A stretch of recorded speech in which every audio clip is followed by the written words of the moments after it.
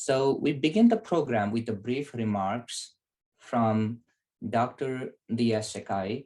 She is an associate professor and she coordinates educational leadership doctoral program at Morgan State University. She has published numerous articles, books, and reviews and commentaries on a wide range of educational topics.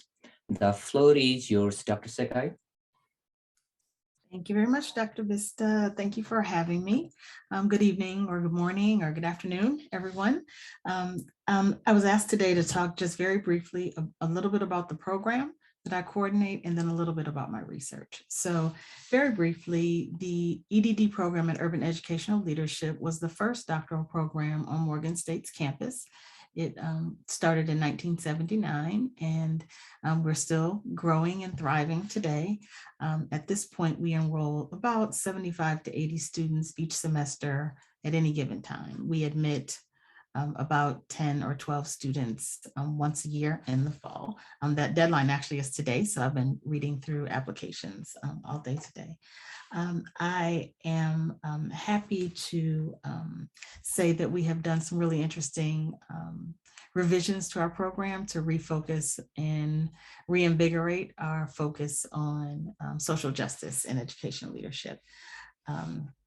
So if you know anyone who is interested in studying at Morgan State, I'll put my email in the chat.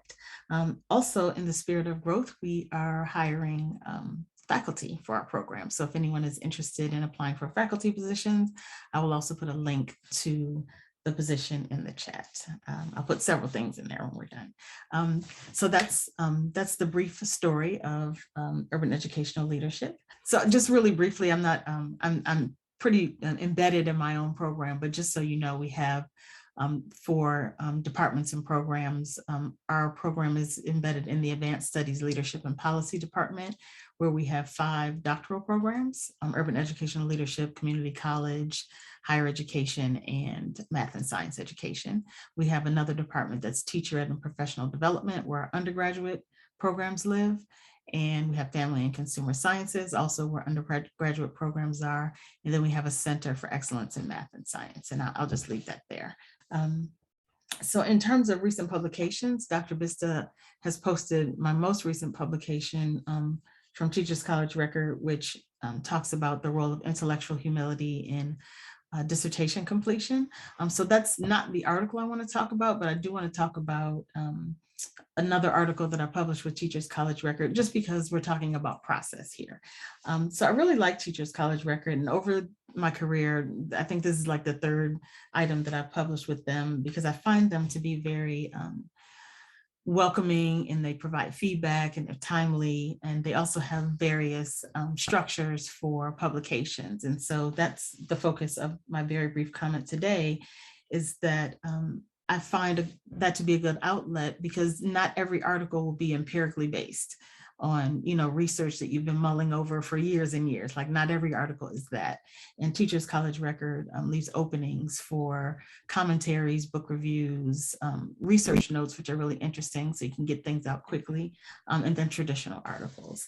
They also have some pretty good professional development online in terms of videos and just guidance for new scholars that I, as a scholar who's been around for a while, found helpful as well. And so the article that I wanted to highlight today is one that I wrote about procedural justice and the market approach to faculty salaries. And so that is sort of tangentially related to my interest in Black future faculty, just in terms of talking about the field and considerations they should have as they consider whether to stay in the K-12 setting or move to the higher ed setting. And the reason I'm raising this issue is because even as an associate professor, I'm still intellectually curious, and I still like to learn. So I pursued a graduate certificate in ed policy. And in taking this course, I wrote this article, or a paper for the course, on procedural justice in faculty salary setting. And so I really liked the way it turned out. I got good feedback from the professor, so I decided I wanted to share it through publication.